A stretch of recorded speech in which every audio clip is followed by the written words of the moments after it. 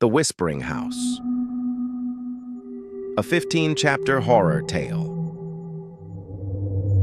Chapter 1. The Inheritance. When 28-year-old Eliza Thornwell received the letter, she almost threw it away.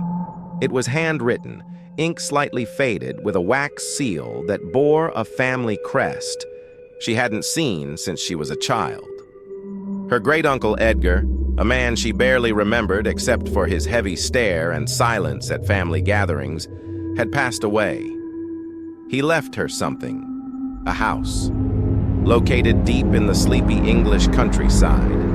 The house was known as Black Hollow Manor, abandoned for decades, shrouded in scandal and mystery. No one from the family had lived there since the 1960s, after the last recorded incident, the sudden disappearance of Edgar's younger brother.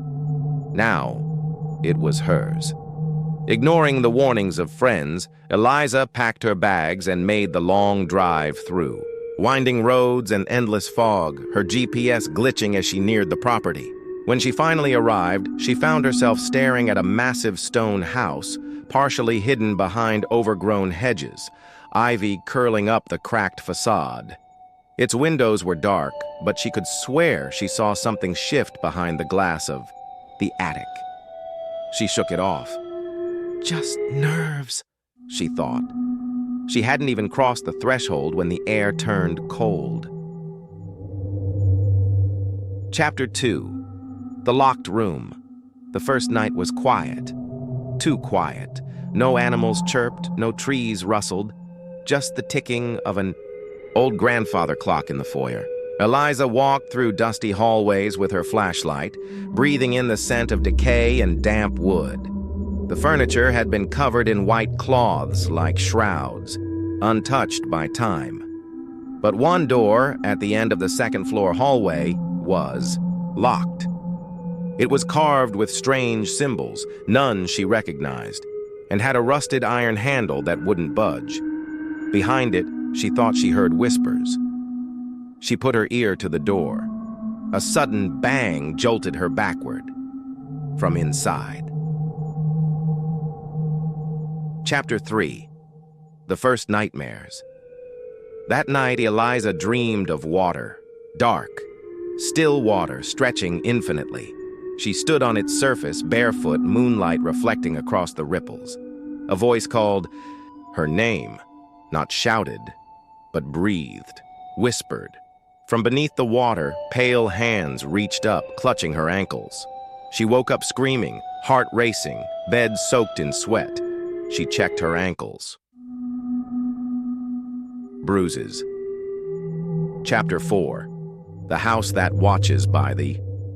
Third day, the house seemed to notice her. Mirrors fogged on their own. Portraits appeared that hadn't been there the day before.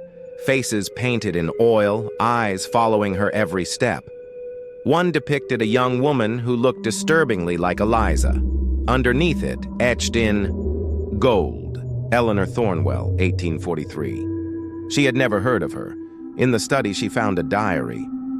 The leather cover was cracked with age, pages stained with ink and blood.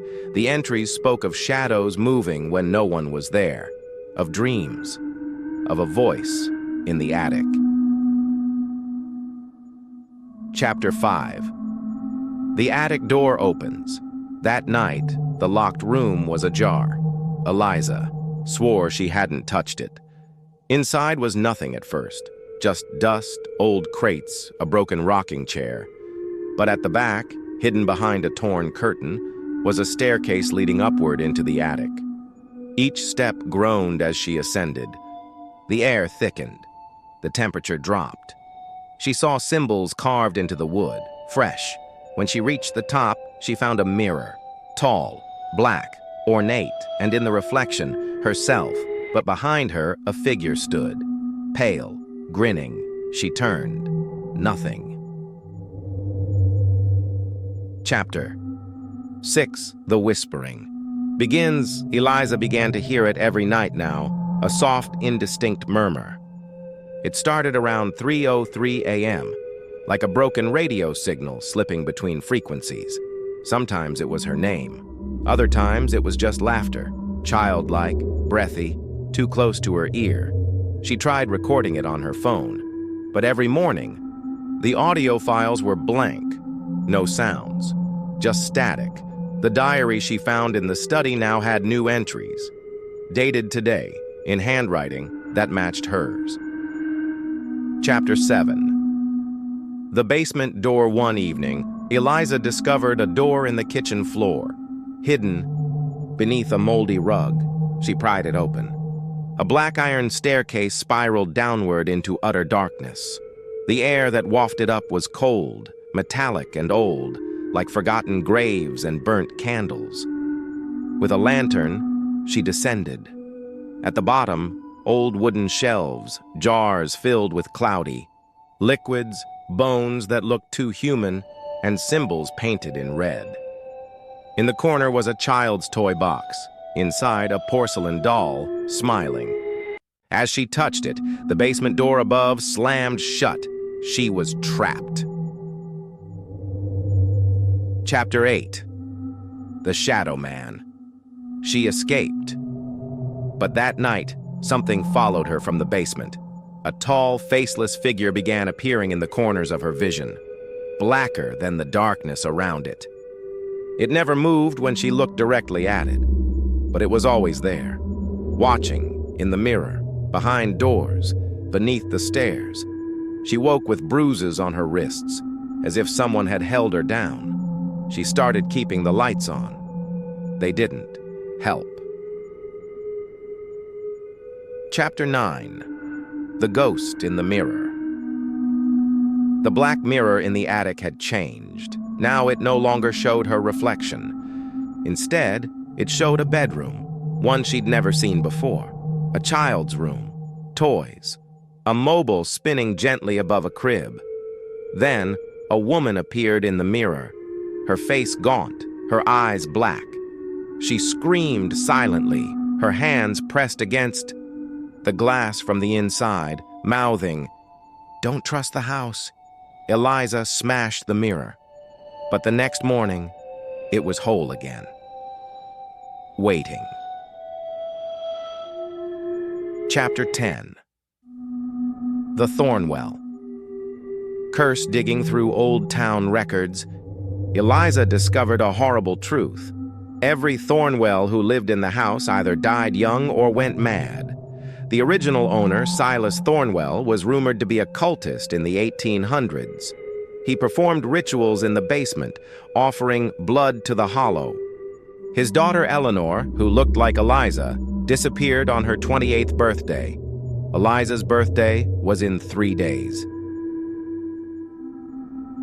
Chapter 11. The seance, desperate for answers, Eliza invited a local medium named Clara. They held a seance in the dining room. Candles flickered, the air turned icy, and the table began to vibrate. Suddenly, Clara screamed. Her eyes rolled back. A voice, low, ancient, spoke through her mouth. She is the mirror. She is the door. She must return what was taken.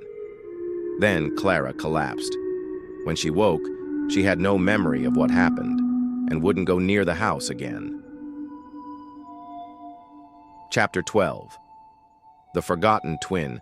Eliza discovered an old family photo. In it was her great-uncle Edgar, and a baby she had never seen before.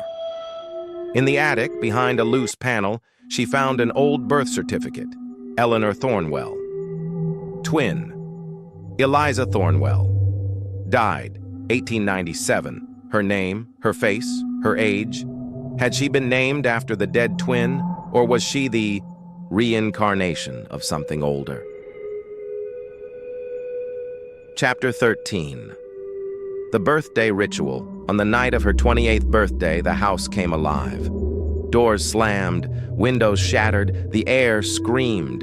The locked room was wide open, candles lit in a circle with the black mirror at its center. A book lay on the floor, the Blood Codex, with a ritual outlined in Eleanor's handwriting.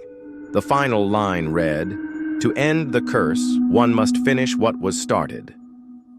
Eliza stood at the edge of the circle, Something inside her remembered. She began, chanting. Chapter 14. The Blood and the Hollow. The air turned red. Figures emerged from the mirror, faceless, tall, robed in shadow. One of them stepped forward. It was her, Eleanor, or the soul that had taken her form. You broke the mirror. You opened the gate. Now you must choose. A blade appeared in her hand. The circle demanded blood, her own. Eliza stepped forward, tears running down her cheeks. She knew now, this was not a haunting. It was a return. Chapter 15. The house sleeps. Again, the next morning, the house was quiet. Too quiet. Neighbors passing by said they saw the lights flicker one last time before going dark. When the authorities came, the house was empty. No sign of Eliza, but the black mirror was still there. And sometimes, if you stand in front of it long enough, you'll see a woman, crying, trapped, whispering,